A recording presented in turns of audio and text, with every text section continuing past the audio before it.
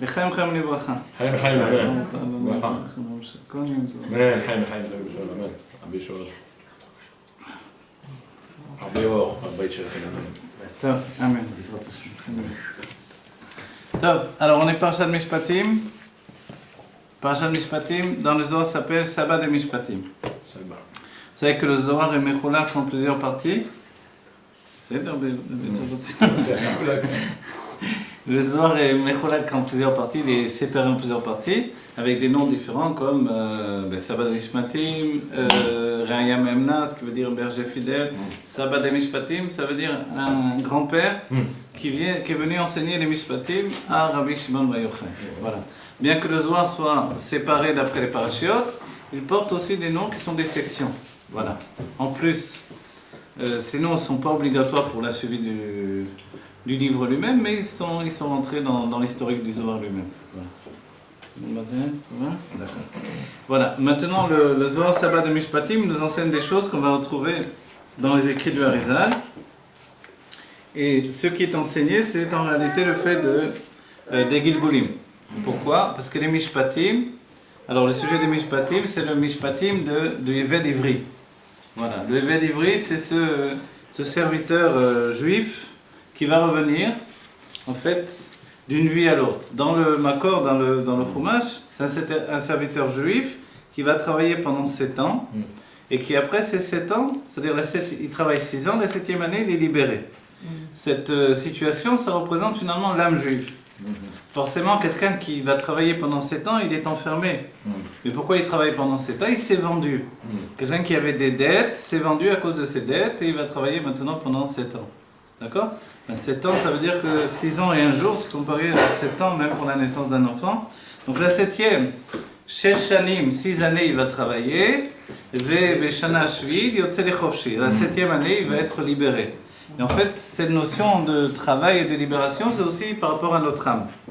Donc par rapport à notre âme, il y aura le sabbat de Mishpatim, donc le Zohar qui nous parle de ce sujet-là. Il y a un grand-père qui vient du Gan Eden qui va enseigner cette section du Zohar, d'après la paracha, il va enseigner tout ça à Rabbi Shimon Bar Yochai.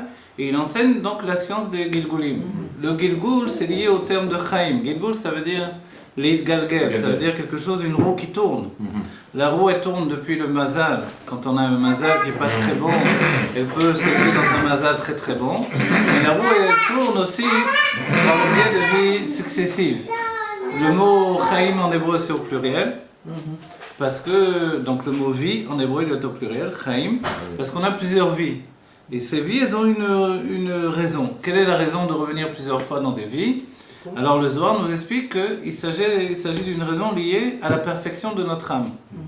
Dans le Shara Gilgulim de Harizal, il y a aussi Sefer Gilgulim, il y aura le Sefer Gilgulim également du Rama Mifano, voilà, qui recevra du Rabbi Israël Sroug, un élève du Harizal.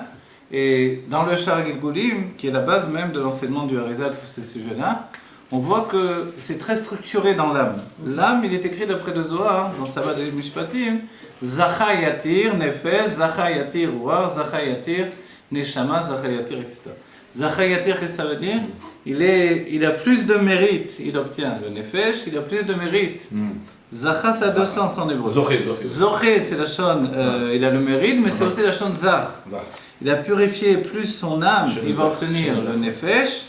Il va purifier plus son âme, il va obtenir le ruach, il va purifier plus son âme, il va obtenir la neshama, il va purifier plus son âme, il va obtenir le chaya, et après yechida. Voilà. Mais en vérité, on se demande, d'accord, ça va pour tous les niveaux, mais nefesh, on peut poser la question directement de dire, si quelqu'un n'a pas de nefesh, il n'est pas vivant. Même un guerre qui n'a pas d'âme juive au départ, il a une nefesh, parce que sinon il n'est pas vivant cet homme-là. Vous voyez ? Donc c'est pas possible de ne pas avoir de nefesh. Alors qu'est-ce que ça veut dire ? Ça veut dire que si on a perfectionné son âme, on a apporté son âme à sa shlemut, alors on obtient finalement un zikour, une perfection, une purification de l'âme. Et dans ce niveau-là, en fait, on a perfectionné le nefesh, on peut passer au roi. Mais on n'a toujours pas compris réellement comment ça fonctionne. Et l'explication du Harizal, c'est que chaque niveau contient tous les niveaux. Et ça, c'est un klal. Quand on dit le nefesh, c'est qu'il contient nefesh, ruach, neshama, chaya, yechida, de nefesh. Donc quand on dit Zacha Yatir, c'est-à-dire que le Nefesh, il faut le porter jusqu'à sa perfection. Qu'est-ce que le Nefesh? Là, on va donner une explication d'après le Chassidut. Le Nefesh, c'est la perfection de l'action. C'est-à-dire que quand je fais l'action de Torah et Mitzvot, si je mets les tefilines et que je ne les mets pas correctement, par exemple après le Zohar, le kesher des tefilines, le nœud des tefilines doit être collé au batim, au boîtier. D'après le Zohar, si j'ai décollé le nœud du boîtier, j'ai pas fait exactement la mitzvah des tefilines comme il faudrait. Ça, c'est la perfection de l'action. Parce que si je ne l'ai pas fait comme ça, alors c'est pas exactement. Ceux qui font d'après le Niglo uniquement, d'après la Torah dévoilée, ils sont moins macpides de ça. Ils font moins attention. Mais d'après le Zohar, voilà un petit massé qui va faire que peut-être à cause de ça, je ne vais pas me purifier suffisamment. Ça, c'est la purification de l'action. Voilà. Donc dans l'action, c'est tout ce qu'on nous demande. Tu fais les tefilines de mesure, dimension, et s'ils ne sont pas noirs, vous savez que s'ils ne sont pas noirs, en vérité, qu'ils soient noirs, ce n'est pas forcément le gouffre de la halakha. C'est le fait de rajouter à la halakha pour la rendre belle à la halakha. Mais de quoi on parle? C'est les bâtiments eux-mêmes, les boîtes, les boîtiers. Pas les cuirs. Mais par contre, les lanières, il faut absolument qu'elles soient noires. Si bien que pour qu'elles soient noires et qu'il n'y ait pas de problème, on a l'habitude, les derniers temps, tout au moins on peut le faire, on les teint des deux côtés. Comme ça, elles s'abîment beaucoup moins vite, parce qu'il faut absolument qu'elles soient noires. C'est pas Chabad, ça? Pas que Chabad, non, ça peut être tout le monde. Parce que du coup, si des deux côtés ils sont noirs, donc il y a moins de risque que l'encre saute de l'autre côté. Oui. Quand ils perdent le noir, c'est parce que l'encre saute. Ça sèche et après ça se décolle. Mais quand des deux côtés ils sont noirs, il y a plus d'attache de l'encre. Donc c'est beaucoup plus facile. Tout ça, il faut y penser. On va dire ça, c'est quoi? C'est la perfection de l'action. On a juste parlé des tefilines. Mais maintenant, il y a une infinité de mitzvot avec tous les détails, vous voyez? Chaque mitzvah, elle a un détail. Et cette perfection que je vais faire, combien de temps ça va prendre? Alors on dit que pour un homme, de faire la perfection des mitzvot, ça prend du temps.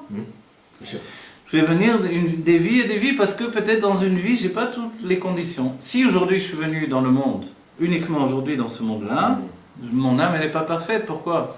Parce qu'il n'y a pas eu le Beth Amikdash. Donc toutes les mitzvot qui sont liées au Beth Amikdash que je n'ai pas pu faire, je ne pourrai jamais les accomplir si je suis né uniquement aujourd'hui. Donc il a fallu que je sois auparavant dans la vie et que j'ai fait les mitzvot du Beth Amikdash. On va dire, oui, mais c'est les Kohanim qui font le Beth Amikdash. Oui, il ne faut pas oublier, il y avait les Maasrot, il y avait les Bikurim. On va dire les Maasrot, peut-être qu'aujourd'hui on peut les faire. Mais les Bikurim, quand il y a un nouveau fruit, alors j'ai un champ avec un nouveau fruit, tac, je mets un ruban, je sais que ce nouveau fruit c'est pour le Beth Amikdash. Quand il est mûr, tac, je l'apporte au Beth Amikdash. Vous voyez? Vous savez que ça s'appelle un Ekdesh en vérité aussi, dès que j'ai sanctifié quelque chose. Si le nouveau fruit va tomber dans une corbeille où il y avait plein de fruits, qu'est-ce que je fais? Je ne connais plus le fruit. Et ça, j'ai dit tous les fruits au Beth Amikdash. Tout Ekdesh. Ça, et ça va loin parce que si j'ai dit, tiens, cette brebis, c'est le nouveau-né de la nouvelle année, je vais la consacrer, le nouveau-né, au Beth Amikdash. Je mets un ruban, elle se prend dans une branche, le ruban il est parti, elle se mélange avec tout le troupeau.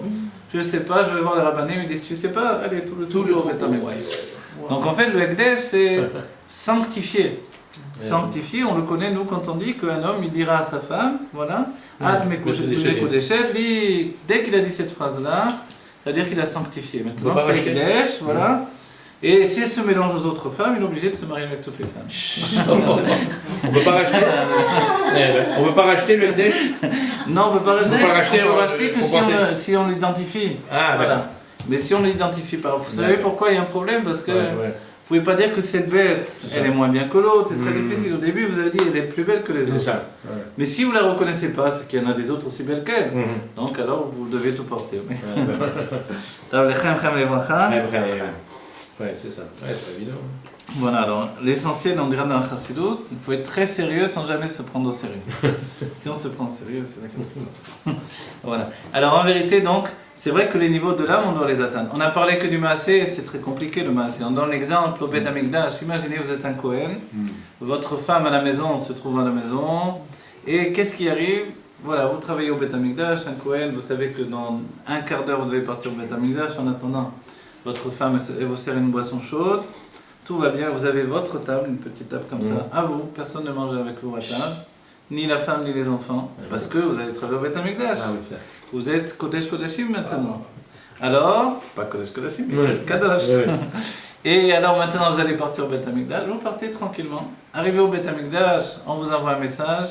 Ta femme s'est aperçue qu'elle était nida, et ça n'était pas aperçu avant. Si bien que la boisson chaude qui t'a servi, il y a un problème. Je peux plus faire qu'est-ce qui se passe? Tout ce qui porte sur lui, tous ses habits, tout ça, c'est devenu impur.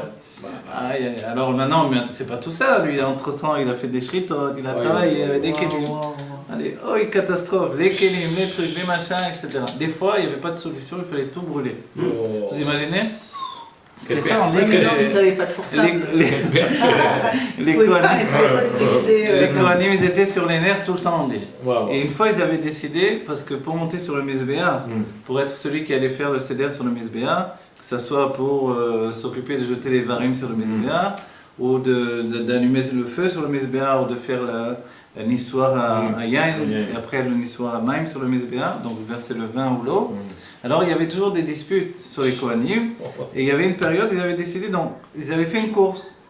Comme chacun voulait être celui qui allait travailler sur le Mizbeah, ils disaient bon, faites une course, donc le Mizbeah c'est une pente comme ça, le premier qui arrive en haut c'est lui qui travaille.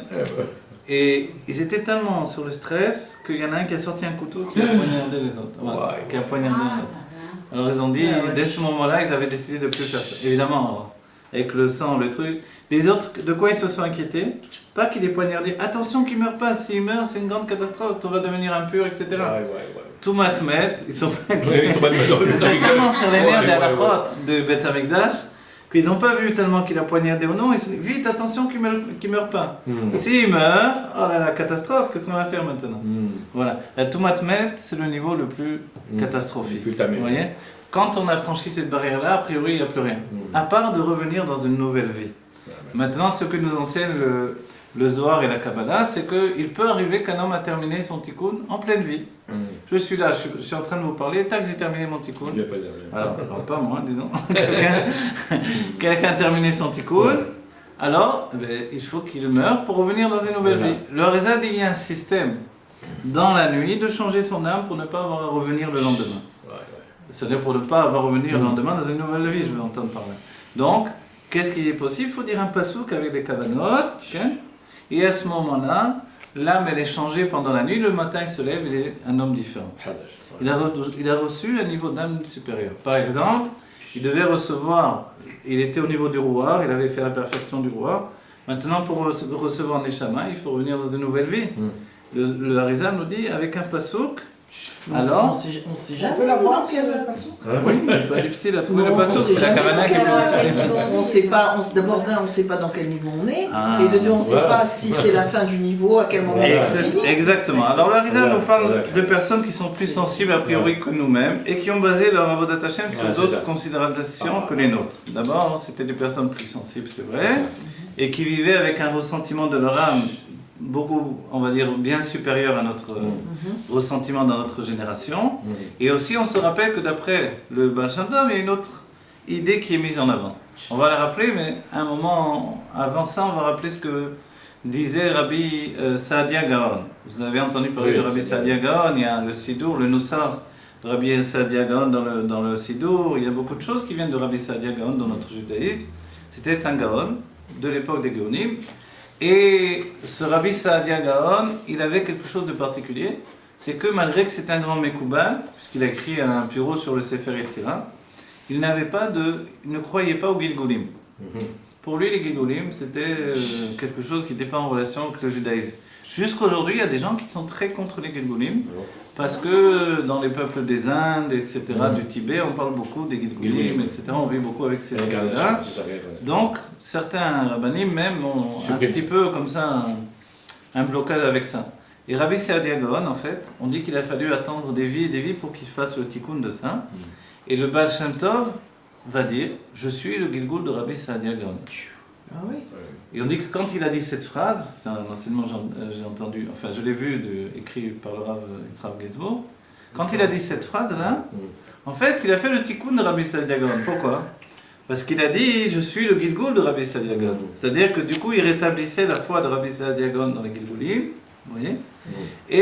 Mais seulement, malgré tout, on dit que le Baal Shem Tov n'était pas très séduit par l'idée des Gilgulim. C'est bien qu'il a édifié un autre système de vie.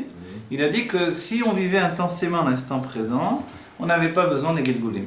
On n'avait pas besoin de se réincarner. Vous voyez? Voilà, avec la venue du Mashiach, tu refais le Mas, C'est interdit de laisser les portables allumés. Ah, la Mashiach, c'est le seul qui est autorisé. Voilà. Maintenant, alors, quand on reprend ce sujet, vous voyez cette évolution dans l'âme, on a dit la perfection du Nefesh, c'est ça. On comprend, c'est l'action. La perfection du roi, c'est l'amour et la crainte de Dieu. Le roi, on va dire, dans l'âme, c'est quelque chose qui est quoi? Qui est en fait lié aux sentiments. Les sentiments, c'est lié au lama Yetzira, alors que l'action est liée au lama Asiya. L'amour et la crainte de Dieu. L'amour et la crainte de Dieu. On dit que Avraham et Sarah font des guérim. Qu'est-ce que c'est qu'ils font des guérim? Le rabbi précisément dans un mahamar précis, dans une sikha également, le rabbi nous précise que comment Avraham et Sarah font des guérim. Alors on a pensé que c'était toujours en parlant avec les personnes, etc. Que Avraham s'occupait des hommes et Sarah des femmes. Et en fait, d'après le Zohar, d'après la Kabbalah et la Chassidut, on comprend que c'était dans leur union. Qu'aujourd'hui encore, ils continuent. Qu'est-ce que c'est de faire des guérim alors? À l'époque, évidemment, avant Matan Torah, il n'y avait que des guérim. Il n'y avait pas de juifs. Donc en fait, ça pouvait être que des guérim. Après Matan Torah, il y a une autre situation qui se passe. Mais qu'est-ce que c'est exactement? Qu'est-ce que ça veut dire? Si c'est par leur union, l'union du couple.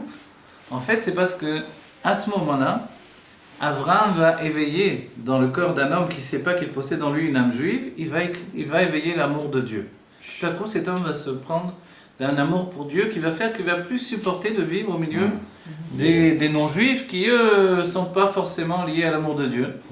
Et quand ils sont liés eux-mêmes à l'amour de Dieu, il va découvrir que cet amour, ça ne correspond pas à l'amour que lui, il a. Puisque l'amour de Dieu qu'Avraham a dévoilé, c'est l'amour d'un Dieu unique. Donc c'est cet amour-là qui va briller dans le cœur de ce juif qui ne sait pas qu'il est juif en réalité. Donc dans son cœur va briller l'amour pour le Dieu unique. Et quand ça vient du côté de Sarah, puisque par leur union il y a une force, ce qui s'appelle Chamisha Chassadim et Chamisha Gvurot, 5 mesures de générosité, 5 mesures de rigueur. Du côté de Sarah, alors c'est la crainte de Dieu qui va s'éveiller chez une femme, ou alors en vérité chez un homme, mais en particulier c'est un côté féminin. Et dans ce cas-là, il y aura une crainte de Dieu. À notre époque, on voit que c'est l'amour qui va prendre le dessus. Aujourd'hui, c'est plus trop la crainte, mais il y a quand même des gens qui se sont réveillés par la crainte. L'amour et la crainte de Dieu, c'est ça le sujet de la perfection du roi. C'est-à-dire que nous-mêmes, dans notre tfila, dans notre prière au quotidien, on doit atteindre un amour et une crainte de Dieu. On va dire, mais à notre époque où finalement les gens prient « va comme je te pousse », et on cherche surtout celui qui va le plus vite en vérité. C'est comme les chevaux gagnants, on va choisir le cheval le plus rapide. Alors, pour le Sharatzibour, on choisit le plus rapide aussi. Donc, en vérité, on va dire, dans une génération comme ça, je rigole, mais c'est vrai, en réalité, c'est ça. Alors, dans une génération comme ça, on va dire que où est l'amour et la crainte de Dieu dans le tfila? Il n'y a plus vraiment, véritablement. Mais il y a des petits instants. Ces petits instants de conscience, c'est dans des petits instants, ça peut durer 1 seconde, 1 minute, où on a un amour et une crainte de Dieu qui s'éveillent. Aujourd'hui, on va dire, mais c'est possible qu'on arrive à faire le tikkun en aussi peu de temps? En fait, ce que l'on se rend compte, c'est que nos âmes sont imparfaites aujourd'hui. Et comme nos âmes sont imparfaites et qu'on est tellement bas qu'on n'arrivera certainement pas à réparer notre amour et notre crainte de Dieu, on se rend compte que peut-être qu'on a dépassé ce niveau-là. Et que les âmes qui sont aujourd'hui dans le monde, si elles n'ont plus trop besoin de travailler dans le sujet de l'amour et la crainte de Dieu, comment ils vont faire le tikkun alors? En fait, on va faire le tikkun par l'amour et la crainte de Ahavat Israël. Ahavat Israël, c'est ce qui va faire le tikkun de l'amour et la crainte de Dieu. Parce qu'il ne faut pas oublier que pendant des générations, ils avaient peut-être un grand amour pour Dieu, mais le Beth Amikdash a été détruit à cause de la Sinat Israël. Le premier Beth Amikdash, il y avait des âmes extrêmement élevées, mais il y avait beaucoup d'Avodah Zara, beaucoup d'Yetzirah dans le sujet de l'Avodah Zara. Parce que le monde était spirituel, même de l'autre côté, pas seulement dans le judaïsme. Donc ça entraînait vraiment les gens. Et l'amour finalement des femmes aussi, des plaisirs liés aux femmes, etc., ça entraînait beaucoup de monde. Et puis, dans le second Beth Amikdash, non. Ils faisaient tous les méadrim, mina méadrim. Mais il n'y avait plus d'amour véritable de Dieu, parce qu'il n'y avait plus d'amour de l'autre juif. Comme il y avait la sinat chinam, finalement le Beth Amikdash a été détruit. Il y a une sikha du Rabbi où le Rabbi nous dit que Dieu s'exclame et il dit, moi j'ai pas besoin d'une maison dans le monde, pourquoi faire? C'est pour vous que j'ai fait une maison. Voilà, c'est pour vous, c'est vrai, au-dedans de vous j'ai désiré résider. Si cette maison elle n'est plus un moyen de faire que je réside dans votre cœur, je n'ai rien à faire de cette maison. Moi je peux la détruire. C'est comme ça que Dieu a détruit la maison qu'il avait fait pour résider au-dedans de nous. Comme vous avez dit, on va le voir, c'est la paracha prochaine finalement. Mais ce désir de Dieu, c'est pas une maison, c'est pas il veut pas des chèvres et des brebis et des vaches, il n'en a rien à faire. Dieu. Il n'est pas un berger, il n'est pas un fermier. Alors qu'est-ce qu'il veut? Il veut la vie en fait. Il veut la chaleur de la vie, la passion de vivre avec lui. Mais c'est dur. Parce que nous on peut dire à Dieu, mais Dieu, d'accord, mais tu as fait aussi la chaleur de l'autre côté, qui nous entraîne de l'autre côté alors. Comment on va faire? C'est vrai. Qu'est-ce qui fait qu'un tzaddik est tellement attiré par Dieu? Parce qu'il a une chaleur de vie, une passion pour Dieu dévoilée. Donc comme l'amour de Dieu est tout le temps dévoilé chez le tzaddik, il n'est pas du tout intéressé par le monde. Mais comme chez nous c'est pas dévoilé, on est moins intéressé. Et c'est ça en fait, ce dernier moment, est-ce qu'on va l'atteindre à un moment ou à un autre? C'est-à-dire que dans les yeux du Rabbi, il faut aussi prendre la génération telle qu'elle est. Il faut aimer les Juifs pour ceux qu'ils sont. D'accord? Aimer les Juifs pour ceux qu'ils sont, il ne suffit pas de leur dire tu dois être Batel, parce que dans la Chassidut Chabad, il faut dire qu'on doit être Batel, jusqu'où on peut pousser le bitoul. En fait, il faut comprendre que notre amour et notre crainte de Dieu aujourd'hui, elle peut être remplacée par l'amour et la crainte de l'autre Juif. Et c'est pour ça qu'il y a un Yom Yom qui est important, qui nous dit que si j'aime le Juif, en fait, si je devais choisir entre l'amour et la crainte de Dieu ou l'amour de l'autre Juif, je choisirais l'amour de l'autre Juif. Parce que j'aime celui que Dieu aime. Et que quand je vais aimer le Juif, je vais en arriver à aimer Dieu également. Parce que dans le Juif, ce que j'aime, en fait, parce que le seul moyen d'aimer un Juif, c'est pas de regarder son âme animale. Son âme animale et son corps vont faire qu'à un moment ou à un autre, il va devenir insupportable. Vous savez que le corps de l'autre, il prend de la place. Bien sûr. Voilà, alors, le corps il prend toujours de la place. Je m'assois au Beth Midrash, il y a toujours un qui me prend de la place à côté de moi, qui me dérange. Donc en fait, le corps il prend une place qui dérange. Vous voyez? D'un autre côté, l'amour qu'on a, c'est aussi physique, quelque chose de physique. Mais en fait, on comprend bien que l'amour que l'on doit avoir, un amour qui n'a pas de descente, qui n'a pas de montée, qui est immuable, c'est l'amour de l'âme de l'autre Juif. C'est expliqué dans le Père Eklev du Tanya. Quand je descends l'amour que j'ai pour mon propre corps et que je grandis l'amour pour l'âme, finalement j'ai un amour pour l'autre Juif entier. Et quand je suis capable, même quand je vois le comportement d'un Juif qui fait que... Parce que c'est facile de dire, tous les Juifs qui sont bien, moi je les aime. Vous voyez? Mais ceux qui se comportent mal, je les aime pas. Alors on dit non, alors c'est quoi la mitzvah d'Avat Israël? Justement. C'est pas d'aimer ceux qui sont merveilleux, c'est d'aimer ceux qui sont aussi qui sont pas agréables, que j'ai pas envie d'aimer, etc. C'est ceux-là que je dois aimer. Donc en fait, comment je vais les aimer? Parce que je sépare l'âme animale et l'âme divine. Et que l'âme divine, je dois l'aimer sans condition. Et je peux l'aimer sans condition. Elle n'a pas bougé avant la faute, avant qu'il me traite de tout, avant qu'il me frappe, avant qu'il m'insulte, avant qu'il me traite de voleur. L'âme divine elle est toujours pareille. Mais seulement son âme animale. Le Tanya dit qu'il faut avoir la haine de l'âme animale de l'autre, du mal qu'il y a dans l'âme animale. Et après, finalement, il dira, c'est quelque chose que le Rabbi Rachab va prendre, va appuyer, c'est jamais bon d'avoir de la haine pour un autre Juif, parce qu'à un moment ou à un autre, on n'est plus capable de faire la séparation, l'âme animale, l'âme divine. À un moment, on met tout dans le même paquet, je ne veux plus le voir et c'est tout. Alors, il vaut mieux avoir de la peine pour lui. Si on a de la peine pour un autre Juif, qui se comporte mal, c'est beaucoup mieux. Parce que la peine, elle peut se transformer. Parce que la haine, c'est jamais bon.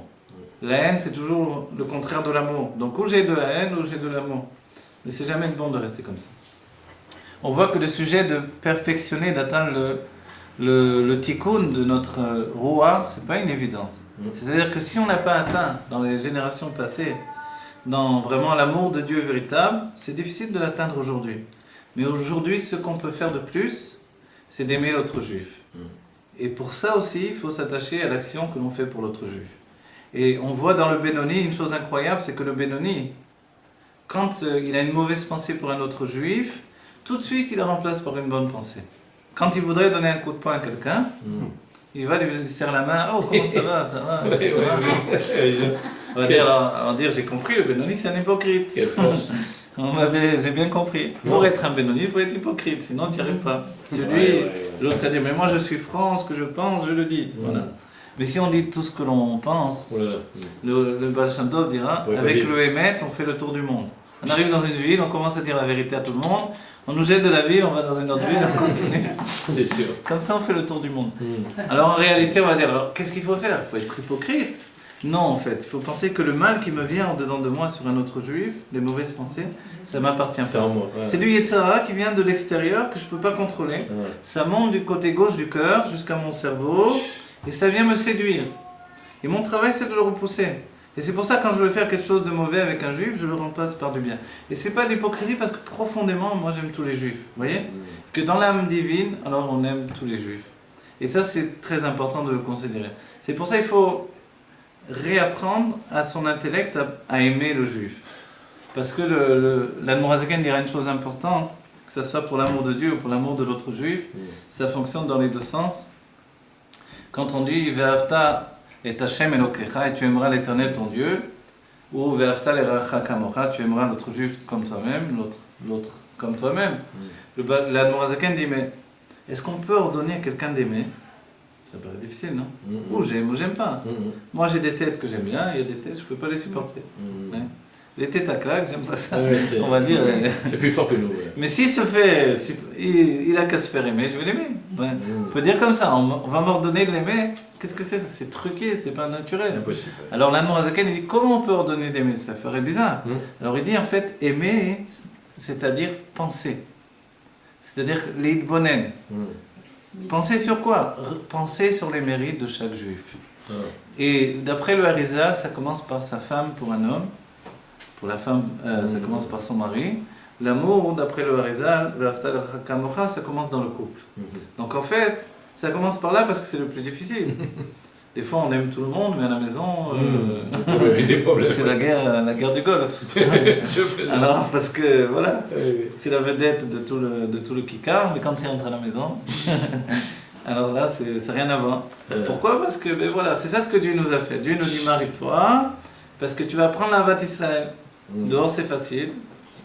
Tu es gentil avec tout le monde, makif, c'est-à-dire de manière extérieure comme ça va fonctionner. Mais en fait, l'amour, c'est de réfléchir. Si on réfléchit au mérite des autres, on se rend compte qu'on peut les aimer. Vous voyez? Une fois, moi, je me rappelle une image. C'est peut-être pas une bonne image ou une bonne pensée de moi-même, en fait. Je me rappelle, il y avait dans une choule, Sfarad, comme ça, il y avait un juif extrêmement grossier. Très très grossier, je sais pas comment vous dire. Oui, très grossier. Genre, je sais pas moi, maçon. Non, je veux dire, pour vous donner l'image qui peut nous apparaître. Genre maçon qui sort du travail de maçonnerie. Oui, comme ça. Bourru, quoi. Bourru, presque un peu animal dans sa nature.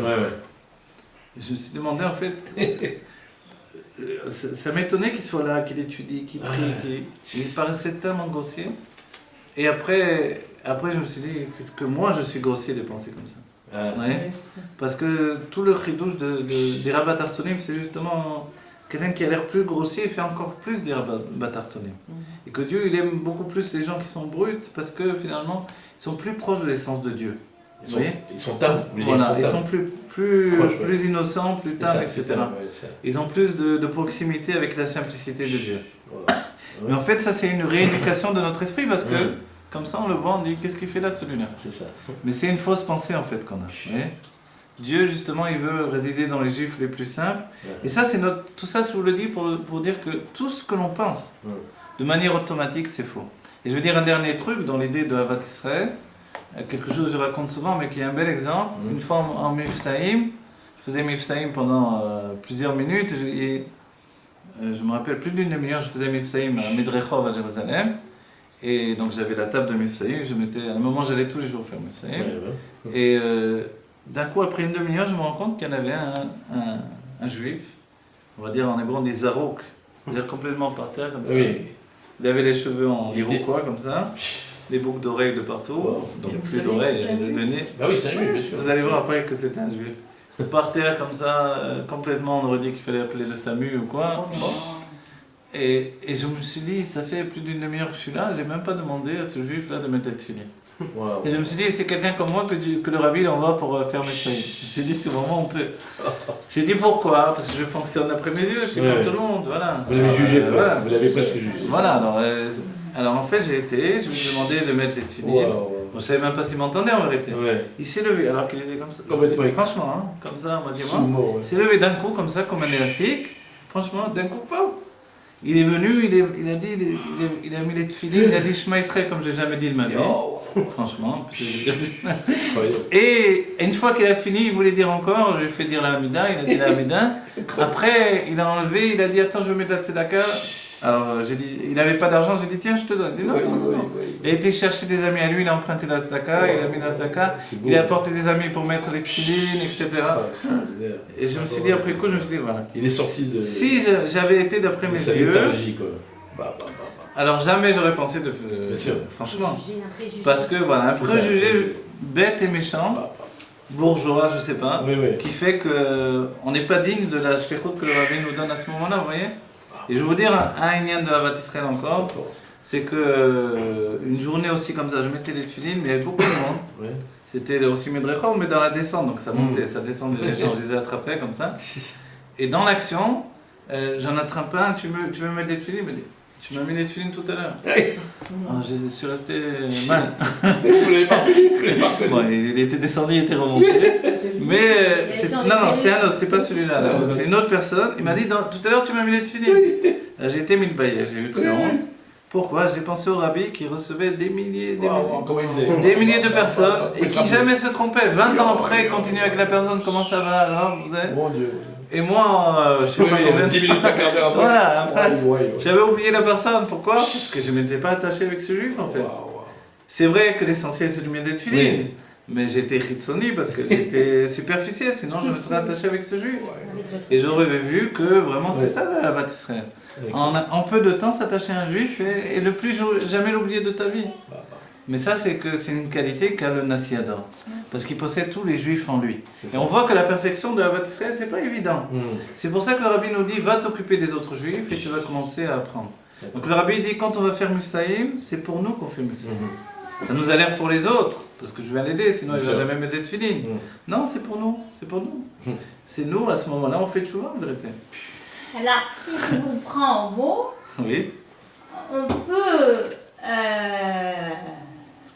manger un petit gâteau au lieu de s'abstenir et aimer le peuple d'Israël. On va manger un petit gâteau et aimer le peuple d'Israël, bien sûr. Alors, on va faire un petit pénou. Hein? Tu quoi? Un petit pénou, parce que chez les Chabad, il faut s'abstenir. De quoi il faut De quoi? Attendez, expliquez-moi. Ça veut dire de quoi? S'abstenir d'un gâteau. Pourquoi il faut s'abstenir?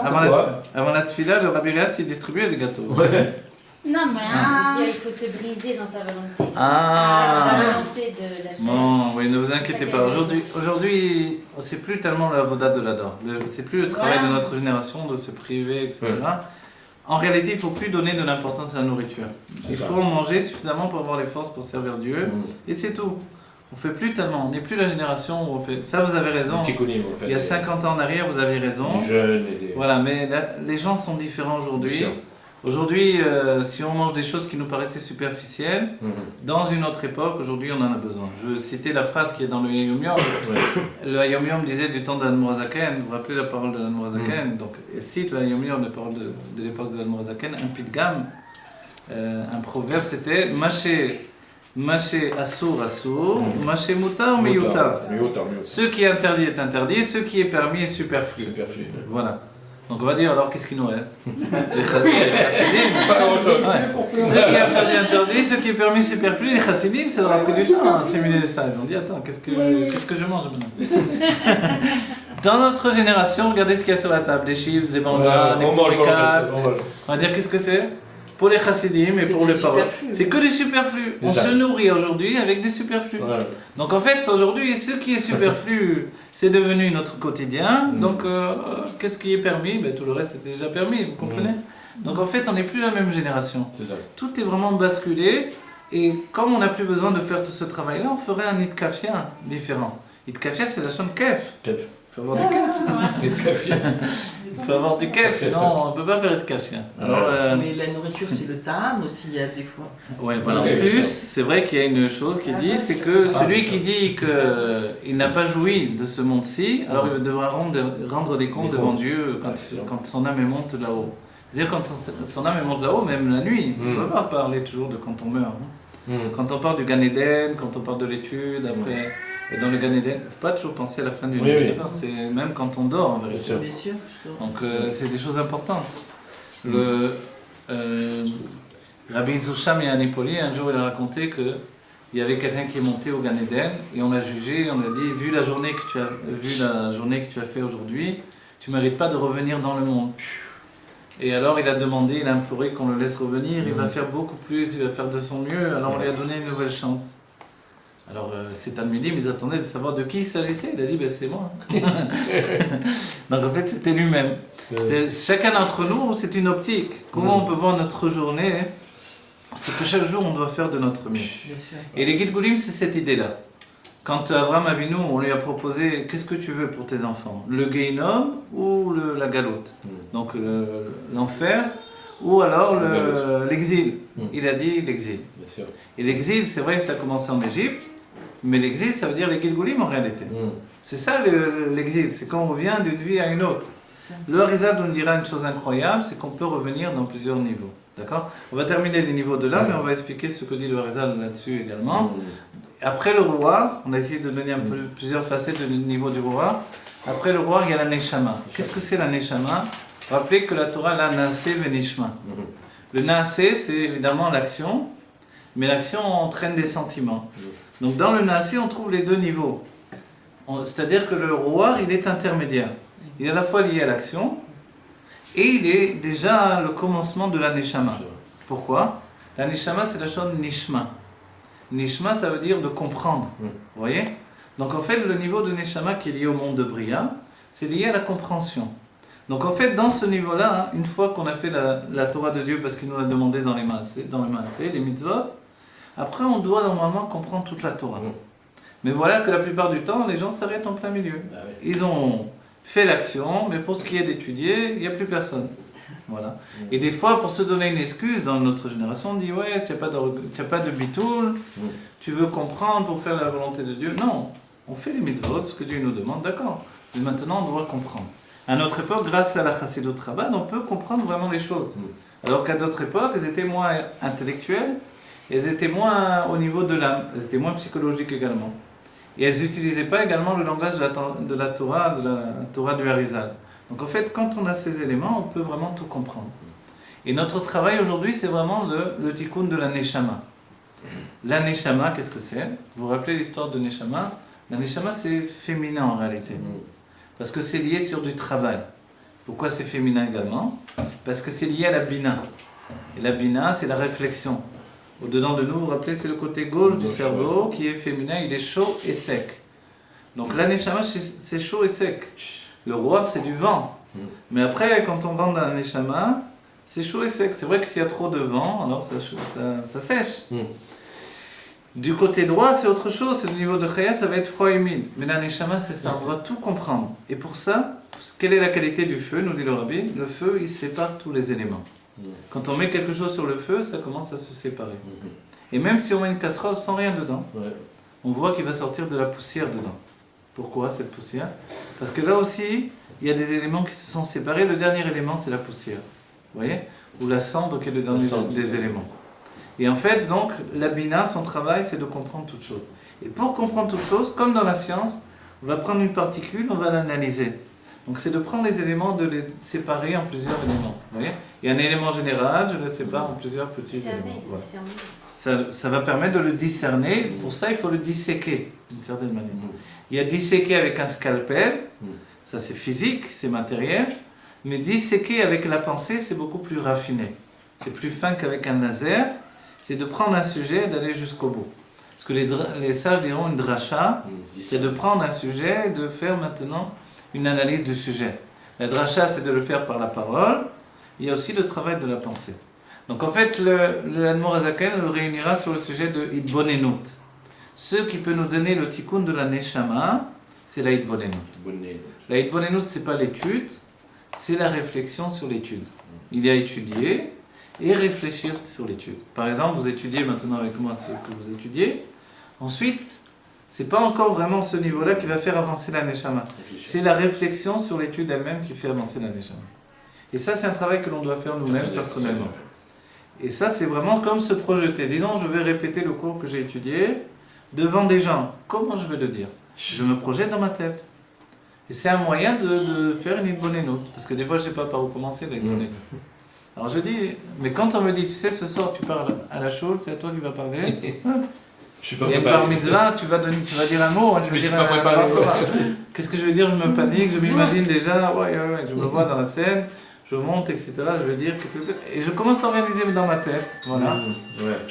Et quand j'organise dans ma tête, les mots ils s'enchaînent et le sujet se construit. Ça c'est la Idbonenut. Voilà. Et en fait, ce travail-là, c'est ce que l'on doit faire.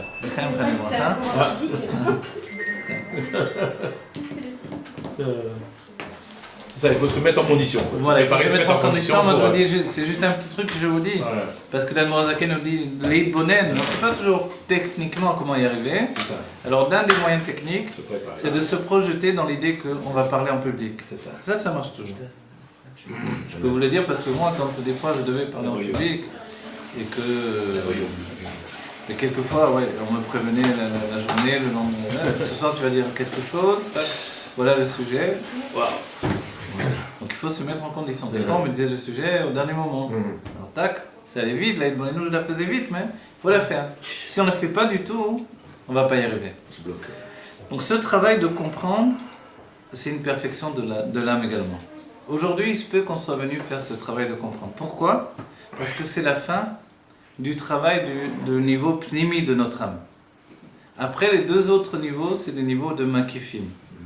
Makif, c'est ce qui nous entoure, c'est déjà proche de l'inconscient. La Yechida, qui est le niveau le plus élevé, c'est l'inconscient pur. Et Chaya, c'est entre les deux. On recommence. On a dit Nefesh, Ruach, Neshama. Nefesh, la perfection de l'action. Ruach, la perfection des sentiments. Donc on doit l'atteindre à un moment. Ne pensez pas qu'on peut l'atteindre en une vie. Ce que l'on fait aujourd'hui, c'est de terminer.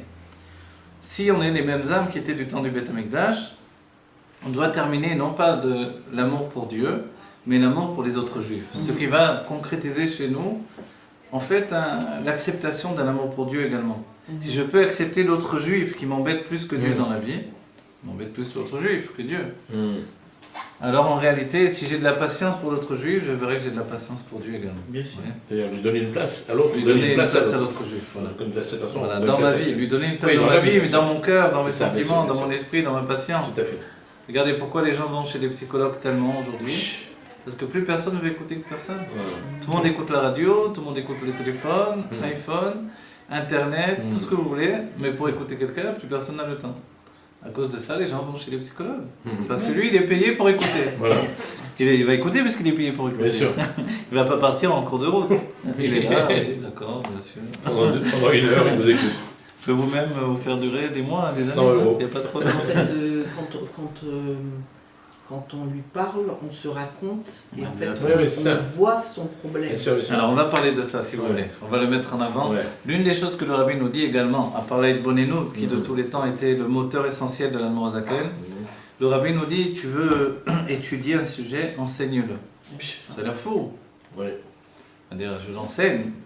En fait, le Rabbi nous dit, tu le comprends vraiment bien que quand tu l'enseignes. Tu l'enseignes. C'est-à-dire que quelquefois, je ne le comprends pas bien, mais quand je l'enseigne moi-même, je vais finir par le comprendre. Vous voyez, faire de la recherche. Donc ce niveau de Neshama que je vais parfaire, ça passe aussi par le fait de comprendre.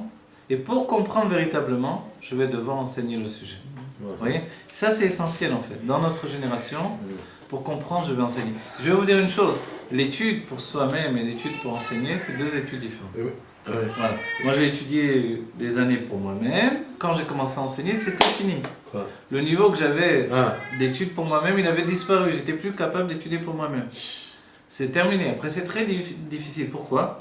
Parce qu'une certaine intensité que vous provoquez en vous quand vous enseignez, vous ne la retrouvez pas quand vous étudiez tout seul. C'est ça. La même manière, l'intensité que vous étiez capable d'éveiller seul quand vous étudiez vous-même par rapport au texte, alors vous n'êtes pas capable de l'avoir quand vous enseignez. C'est deux niveaux différents. C'est comme une chavruta, Voilà. alors, c'est comme une chavruta. Mais voilà, c'est comme une chavruta. Voilà, il est dit, j'ai appris beaucoup de mes maîtres, et j'ai appris de mes chavrutot, mais au mitalmida, voilà. C'est-à-dire de mes élèves plus que de tous les autres. On va dire. Comment les élèves peuvent enseigner aux maîtres? On dit un élève, il a des questions, et ces questions, vous poussez le maître à répondre en fait, et pour répondre en fait, il va devoir préciser les choses. C'est ça. Et ce travail de préciser les choses, c'est un gros travail. Moi, je me rappelle au début, j'avais étudié avec les Mekoubalim beaucoup, on m'a demandé d'enseigner, on m'a même poussé, va donner un cours aux femmes, j'ai dit laissez-moi avec les femmes. J'avais fait Garot Kodesh, je leur avais dit, ça fait, c'était comme ça la lettre, ça fait 3 ans, vous êtes en Israël, vous occupez toujours pas d'enseigner aux femmes alors que mon beau-père a donné Dagesh là-dessus. Il vous a carrément poussé. J'étais obligé, j'ai quitté les Mekoubalim, enfin j'ai continué, mais j'ai commencé un cours de femmes, c'était à Pisgazet pendant 1 an. Mais au début, j'ai commencé à enregistrer les cours, je voyais que je parlais, je croyais que je parlais en français, je parlais en hébreu, parce que j'étudiais qu'en hébreu. Donc j'avais que des mots de raccord en français comme ça. Je parlais que la Kabbalah, on ne comprenait rien. J'ai dit, oh là là. Ça a duré 1 an? 1 an. Je m'écoutais pour apprendre à parler en français, à traduire chaque mot. Oui. Du coup, j'ai appris à traduire chaque mot, etc., à reprendre les choses du départ. C'est un enseignement. Oh là là, oui. Vous ne croyez pas que c'est facile, c'est pas TV. Les gens, quand vous les écoutez, les rabbinus qui enseignent, ils ne parlent pas français. Ils ne parlent pas français, c'est une catastrophe en vérité. Parce qu'ils ne sont pas habitués. Il n'y a que ceux qui font un travail sur eux-mêmes, qui prennent un métier, on va dire, qui commence à devenir maintenant... alors ceux-là, ils commencent à parler de mieux en mieux. Mais au départ, quelqu'un qui enseigne à la yeshiva, vous le mettez enseigner en public, on ne comprend rien à ce qu'il dit. Parce qu'il n'est pas habitué. Parce que le langage français, le langage de texte, c'est pas le même du tout. Donc en fait, ça fait tout un cycle qui est lié à la compréhension. En vérité, ça fait souffrir. Quelqu'un qui était habitué à étudier pour lui-même, avec lui-même, qui avait le kef d'être avec Dieu directement dans les textes, qui est obligé d'en enseigner, au début ça le fait beaucoup souffrir. Et il ne comprend pas ce qu'on lui veut, surtout si on est avec les femmes. Il ne comprend pas, les femmes elles parlent, truc machin, qu'est-ce qu'on veut avant de tout ça? Ces ont des questions que... Non, ça dépend pourquoi, il ne faut pas dire ça. Elles ont des questions, pertinentes, des fois, pourquoi tu dis ça? Non, justement, je dis, elles ont des questions qu'un homme il ne se pose pas toujours. Ah, peut-être, oui. Mais c'est comme ça, c'est un système, vous voyez. Ce qu'il y a, c'est que quand on enseigne vraiment, quand on est sur le moment d'enseigner, on ne voit plus rien, on ne voit pas qui, quoi. C'est ça. On est face à des neshamot. J'ai toujours eu la réaction, je me rappelle, des fois c'était des 50aines, 60 femmes, plus. Bien sûr. À Paris, j'avais donné un cours, il y avait des centaines de femmes. Mais à la fin du cours, vous avez envie de vous enfuir. D'un coup, il y avait des neshamot, d'un coup, il n'y a plus que des femmes. Quoi. Vous n'êtes plus dans le cours. D'un coup, vous ne savez plus quoi faire. C'est un homme au milieu de femmes. Alors, on a envie de sortir. C'est plus pareil. Donc, l'instant où on enseigne, c'est une autre considération. C'est un niveau où on sent les neshamot. C'est plus vraiment un homme qui regarde des femmes. Mais après, ça y est, on est face à des femmes, on a envie de s'enfuir en vérité. On ne sait plus quoi faire. C'est un homme perdu au milieu de femmes. Et ce côté-là, c'est la Torah vous soulève et vous donne une considération, vous ne voyez pas vraiment ce que vous faites au moment où vous enseignez. Avec les enfants voilà. aussi. Alors en réalité, Dieu il attend de nous, oui. On ouvrir un tout petit peu la fenêtre. Oui, ça ne dérange pas. Un petit peu, on va le faire. Un tout petit peu, s'il fait chaud. Voilà, c'est ça. Les enfants aussi, ils ont des questions qui sont très pertinentes. Dérangeantes des fois. Non, parce que c'est un autre mode de réflexion. Bien sûr, c'est une autre échama, c'est autre chose. Exactement. Qui est très pure, l'échama. Allez, les chaim, les Amen. Donc on a essayé de mettre en avant le côté de Neshama. Donc Neshama, c'est comprendre. D'accord? Vous vous rappelez l'histoire, on dit que Neshama, c'est féminin. On dit qu'il y avait le malach Hamavet, il est arrivé chez un homme. Et l'homme, il se réveille en pleine nuit. Il voit le malach Hamavet, il a très peur. Il dit, qu'est-ce que tu fais là? Il dit, je suis venu prendre ta Neshama. Et lui, il se tourne vers sa femme et lui dit, Neshama. Neshama. Il dit, Neshama chérie, il y a quelqu'un pour toi.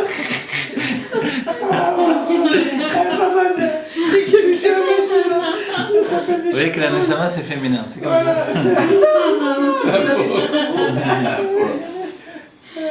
Après, il y a le niveau de Chaya. Chaya, c'est une intuition. Alors, dans la Neshama, on peut comprendre que c'est uniquement comprendre. Oui, la Neshama, c'est vraiment comprendre. C'est comprendre pour comprendre à un tel degré que c'est déconnecté de l'action. C'est-à-dire que tous les niveaux de compréhension qui sont liés au sentiment, qui sont liés à l'action, c'est pas la neshama. C'est ça. Donc pour faire le tikkun de la neshama, je dois vraiment me déconnecter de tous les niveaux de l'action. On le voit qu'un chercheur peut vraiment se déconnecter. Oui, Voilà. Tout à fait. Il y a l'histoire de Benazai, il se marie, il rentre chez lui, il reste 3 jours sur une souria de Mishnah. Sa femme qui était avec le Voilà, sa femme était à côté avec le verre, mais on voit qu'il est resté 3 jours comme ça. Ouais. C'est-à-dire que c'est ça, le Neshama, c'est se déconnecter de la réalité. L'Admour Saïd, qui était du niveau, on va dire, de manière générale, de Neshama, il était bina. Alors l'Admour Saïd, quand il étudiait, il n'entendait rien autour de lui, c'était terminé. Si bien qu'il y a l'histoire où un bébé est tombé à côté de lui, et que c'était l'Admour Zaken qui était à l'étage supérieur, qui étudiait aussi, qui est descendu, qui a pris le bébé, qui l'a remis dans le lit, qui l'a consolé, qui l'a rendormi. Et l'Admour Saïd n'avait toujours rien entendu. Et son père, il s'est mis devant lui comme ça, jusqu'à ce qu'il sente sa présence. Il lui a dit, on ne doit pas étudier à un tel degré qu'on n'entend pas un bébé qui tombe et qui pleure. Donc en fait, à la fois, c'est un niveau qu'il faut envier, Bien sûr. mais c'est un niveau qui ne doit pas nous couper du monde à un tel degré où on n'entend pas finalement si un bébé tombe, etc. Un bébé, c'est un autre juif qui a besoin de nous. Bien sûr, Voilà. bien sûr. C'est ça le sujet. C'est-à-dire si on étudie à un tel degré où on n'entend pas un autre juif qui a besoin de nous, alors là, c'est pas ce que Dieu il attend de nous. Donc on doit étudier, mais on doit être sensible au monde également. Voilà. Voilà. Et c'est assez difficile d'atteindre ou un niveau ou l'autre. Ça nous paraît impossible de faire la moitié du chemin. Alors Dieu nous dit de nous donner complètement. L'Admour Zaken dira une phrase, il dira que quand on étudie, on doit oublier sa femme, ses enfants, sa maison. Si on est capable d'étudier comme ça, c'est une vraie étude. Alors ça ne veut pas dire qu'on abandonne tout le monde. Mais au moment de l'étude, ça y est, on doit déconnecter à ce moment-là. Et ça, c'est bon pour la Neshama parce qu'alors on est Dvekut avec Dieu. Le Baal Shem Tov va dire aussi une chose, c'est que au moins toutes les heures, on doit s'arrêter de dire une bracha pour pas oublier que la Torah qu'on étudie, c'est la Torah de Dieu. Voilà. Et vous savez, même dans le monde de la Kabbalah, je me rappelle, à un moment, ça devient tellement technique qu'on oublie que c'est la Torah de Dieu finalement. On croit que c'est une science comme une autre finalement. Vous voyez ? Donc en fait, il faut s'arrêter, d'après le Baal Shem Tov, on fait une bracha, on se rappelle que c'est la Torah de Dieu. C'est-à-dire que ces paroles que je suis en train de dire, c'est les paroles de Dieu, et grâce à ça, je m'attache à Dieu. Et ça, c'est important. C'est le côté finalement de Nishma, la Pnimiut de la Neshama. Et de là, on accède au niveau qui s'appelle donc le Ruach. Le Ruach Elion, qui lui va s'appeler, de quel niveau il s'appelle Chaya. Pourquoi j'ai dit le Ruach Elion ? Parce que le Ruach c'est masculin, et que Chaya c'est masculin. On se rattache aux lettres du nom de Dieu. Il y a Chaya, Yud. c'est masculin. Ouais. Yud. Ouais, c'est vrai que c'est curieux parce que Chaya ça a l'air féminin. Ouais. Et la première femme s'appelait Chaya au départ. Après elle devient Chava après la faute. Mais Chaya a priori c'est féminin. Chaya Mushka. Voilà. Mais le niveau de l'âme qui s'appelle Chaya, c'est masculin. C'est pas l'intuition féminine, c'est l'intuition masculine. Les femmes diront, mais je croyais que ça n'existait pas l'intuition masculine. J'ai pensé, j'ai pas osé. On les connaît les femmes, oui. C'est le métier, ça, à force d'enseigner aux Non, femmes. parce que la femme est bina, c'est dans ce sens-là. Non, c'est vrai qu'il écrit Neshama etera natna la bina. Ou il y a un autre terme, Chochma etera natna la bina. C'est-à-dire que la femme a une certaine sagesse, un rajout de sagesse, qui vient de la source de la bina qui est dans pnimiotatique, dans le keter en fait. Donc dans l'inconscient. Mais l'homme, il est dans ce niveau intermédiaire. Le niveau de l'homme, quand on fait dans le nom de Dieu, tout ça, le Yud, c'est le niveau de Chaya, le E, c'est la Neshama, le Vav, c'est le Ruach, et le dernier E, c'est le Nefesh. Notre vie, c'est de compléter le nom de Dieu. On va venir autant de vie qu'il faudra pour compléter le nom de Dieu, qui va être notre vie. C'est le père, la mère, le fils et la fille. Exactement, ouais. Voilà. Le père, c'est Abba, donc dans la Kabbalah, c'est le partsou, la structure spirituelle de Abba, la structure spirituelle de Ima, c'est la Bina. Après, c'est Zeranpin, les petites midot, les petites mesures en fait, qui sont les sentiments. Et après, la Malchut, qui elle représente la parole. Tout à l'heure, on a dit que quand on enseigne, on comprend mieux. C'est difficile à comprendre ça. Pourquoi ? Parce que la Neshama, c'est dans la Bina, c'est dans le cerveau. Pourquoi par la bouche on comprendra mieux quand on enseigne ? On verra que quelqu'un, effectivement, tout à l'heure vous l'avez dit, quand on va chez un psychologue, le fait d'entendre en fait, de trouver quelqu'un qui m'écoute véritablement, qui provoque mes paroles, qui a suffisamment de sagesse pour diriger mes paroles vers les points sensibles et de les débloquer, finalement je vais commencer à m'écouter moi-même. et je vais comprendre en fait ce qui était enfermé, ce qui était caché dans ma personnalité. Donc en fait, il y a dans la parole des choses qui n'apparaissaient pas dans l'intellect. Et le Rabbi dit parce que la parole, la malchout, a une source plus élevée que la bina elle-même en réalité, que l'intellect. C'est curieux, mais c'est comme ça. C'est-à-dire si on traduit, la parole c'est la jeune fille, tandis que la mère, elle, ça représente la bina. Donc en fait, comment ça se fait chez la jeune fille, il y a un shoresh plus élevé que ce qui se trouve dans la femme mariée, on va dire. Comment c'est possible? Comment c'est possible en réalité? Il y a moins d'obligations. Il n'y a pas d'obligation.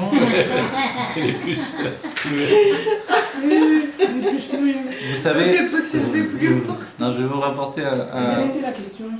comment c'est possible que dans la parole, ce qui s'apparente, on va dire, à la structure de la jeune fille, donc la jeune fille, avant le mariage, elle est liée à la parole, et c'est pour ça qu'un homme qui se marie obtient la parole. Avant de se marier, il n'a pas tellement d'expression de la parole.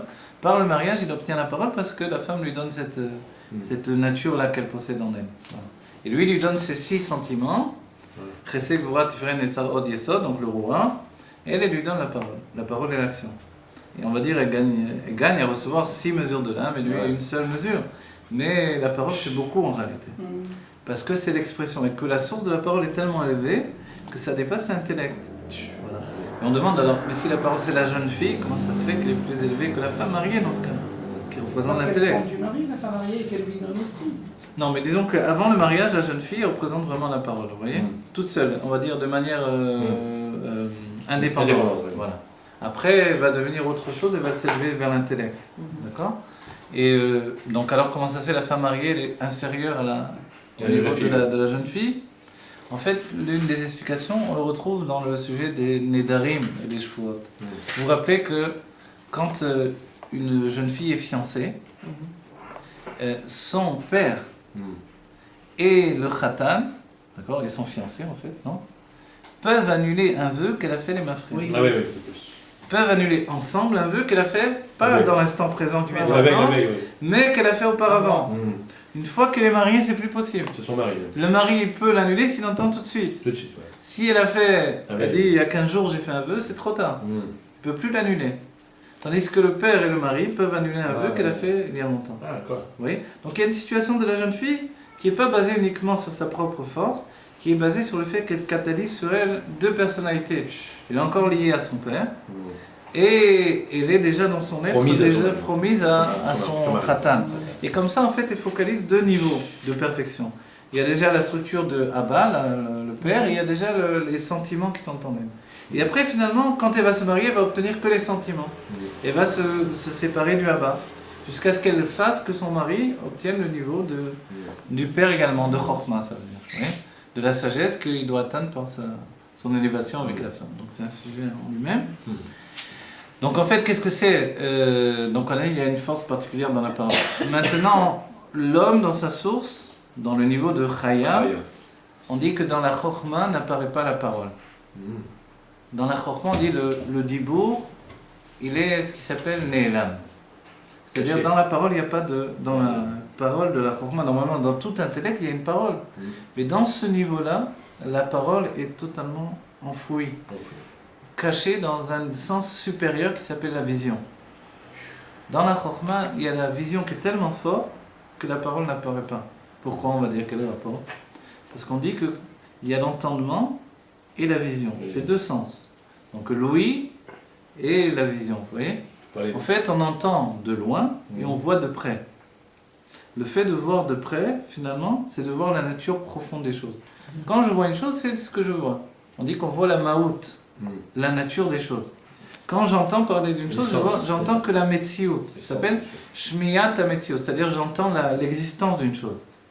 Donc d'entendre l'existence, ce n'est pas comme de voir la nature profonde de la chose. C'est vrai que la nature profonde, on l'attache toujours au terme de essence. Parce que la nature profonde, c'est très proche de l'essence. Alors pourquoi on dit que dans l'écoute est plus puissante que la vision précédente? C'est sûrement une femme qui a dit ça. Bah, Non, non. Ça m'a étonné. D'ailleurs, Oui, c'est on vous peut qui l'avez dit. dédommager quelqu'un, par exemple. Non, non. À son œil. Alors vous savez qu'on dit que voilà, Exactement. un aide, un témoin ne peut pas être un dayan. Le dayan, il doit être justement basé sur la bina. S'il il va juger quelque chose d'après ce qu'il a vu. Je vous donne l'exemple qui est donné par les sages. On voit quelqu'un qui passe en courant dans la rue, un couteau à la main qui suit quelqu'un, il poursuit quelqu'un. Maintenant, j'arrive, ils sont rentrés entre-temps dans une cour d'immeuble. J'arrive dans la cour d'immeuble, je vois l'autre par terre et l'autre, le couteau ensanglanté dans sa main. Je dis qu'il a tué, ouais. Qu'est-ce que dans mes yeux, c'est dur de me dire maintenant il n'a pas tué. Ouais. Or, le tribunal, il ne peut pas agir comme ça. Le tribunal va chercher maintenant, est-ce que c'est lui qui l'a tué ou non? Le témoin, Moi, en tant que témoin, je dis, mais je l'ai suivi, j'ai couru derrière lui, je l'ai vu